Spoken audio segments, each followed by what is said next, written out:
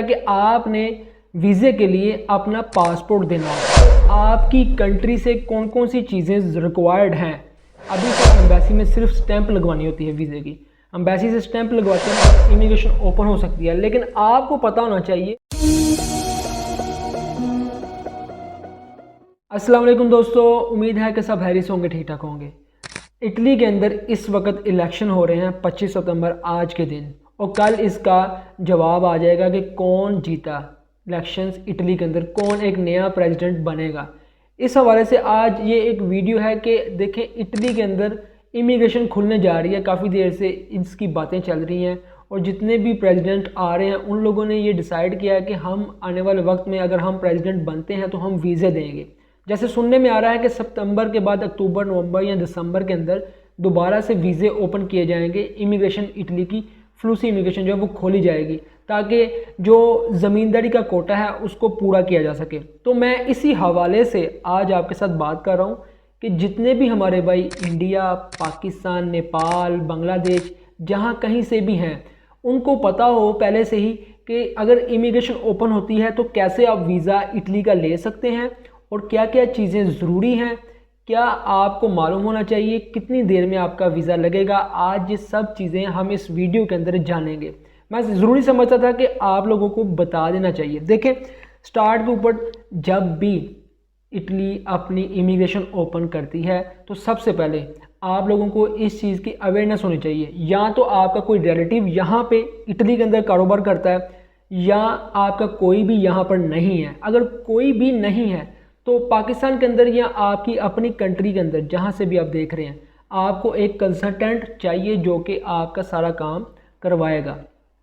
अब होगा क्या कि अगर आपका यहाँ पे कोई है, जैसे कि फ़र्ज़ करें मैं ही हूँ, अगर मैं अपना कारोबार करता हूँ यहाँ पे तो मैं वीज़े निकलवा सकता हूँ। डिपेंड करता है कि मैं कारोबार कौन सा करता हूँ, एग्रीकल्चर के अंदर मेरे पास कितनी ज़मीनें हैं, कितना मेरा कारोबार है। होगा क्या कि आपने वीज़े के लिए अपना पासपोर्ट देना होता है, ठीक है। इटली के वीज़े के लिए आप अपना पासपोर्ट देंगे, ठीक है, PDF में आप भेजते हैं।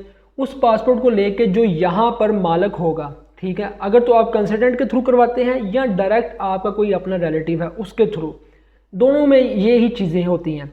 तो वो आपका पासपोर्ट यहाँ पे प्रफ्तूरा इदारा है उसमें सबमिट करेगा और उसके साथ साथ अपनी सारी इन्फॉर्मेशन देगा ताकि वो टैक्स क्लियर होगा तो सारे टैक्स मामला देख के प्रफ्तूरा फिर नोला उस्ता जारी करेगा। नोला उस्ता क्या होता है? नोला उस्ता होता है, आप कह सकते हैं कि जैसे नोला उस्ता ही वीज़ा है, ये हम अपनी ज़ुबान में इसको वीज़ा कह सकते हैं। वीज़ा जैसे ही निकल आएगा, ठीक है, वीज़ा निकलने के बाद अब वो एक मेल करता है प्रफ्तूरा आपकी एम्बेसी को जिस कंट्री में आप रह रहे हैं, ठीक है। जब वो वीज़ा निकलता है, दूसरी ईमेल करता है वो उस मालिक को जिसने वीज़ा निकलवाया हुआ होता है, ठीक है। उसके बाद वो जो नोला उस्ता आप तक भेजा जाता है, चाहे वो PDF के थ्रू भेजा जाए, फैक्स के थ्रू भेजा जाए। उसके बाद आपको आपकी कंट्री से कौन कौन सी चीज़ें रिक्वायर्ड हैं, अभी से आप इन चीज़ों को तैयार कर लें। देखें, वीज़ा ओपन हो, अगर इमिग्रेशन ओपन होती है तो आपको इन चीज़ों का पता होना चाहिए कि हमारे पास ये चीज़ें होनी चाहिए।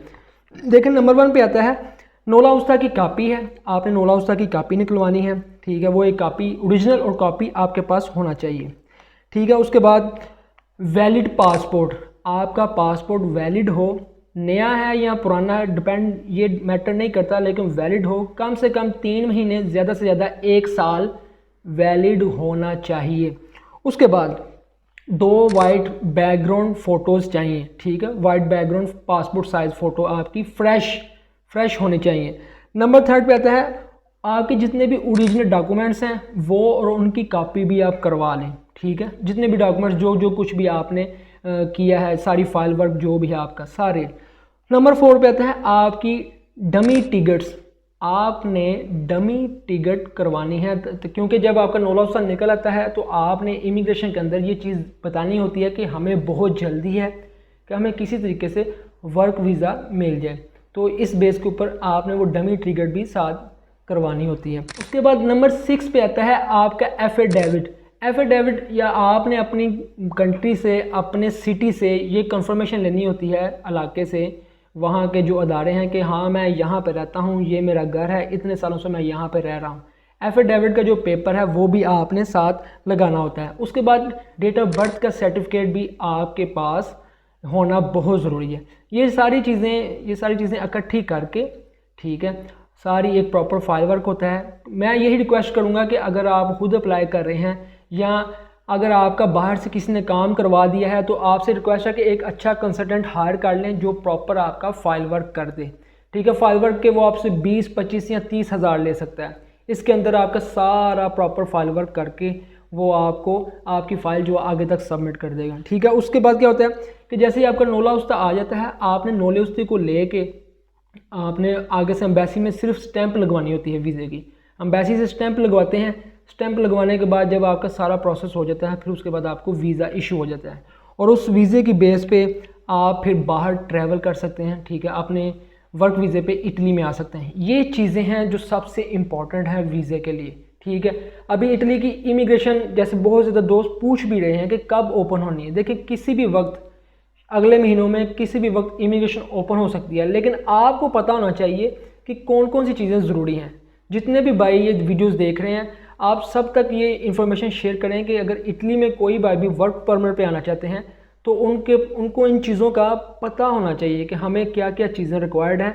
जब इमिग्रेशन ओपन होती है तो हम कैसे आ सकते हैं। और इंटरव्यू भी देखें, इस वीज़े के लिए इंटरव्यू भी नहीं होता, मोस्टली इंटरव्यू नहीं होता, लेकिन अगर हो भी छोटा मोटा इंटरव्यू होता है वो ऑलरेडी मैं इंटरव्यू के बारे में आपको बता चुका हूँ कि कौन से सवाल होते हैं।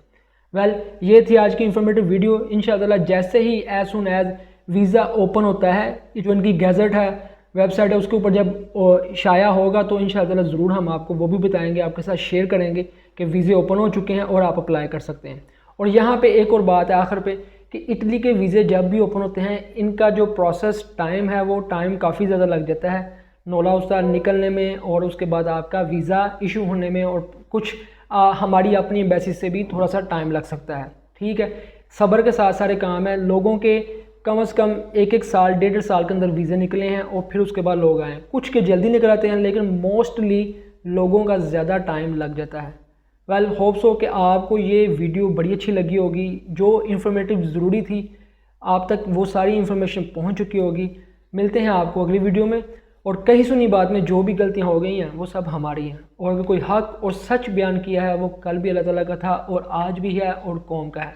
दुआ में याद रखिएगा। मुझे दें इजाज़त। अल्लाह हाफिज़।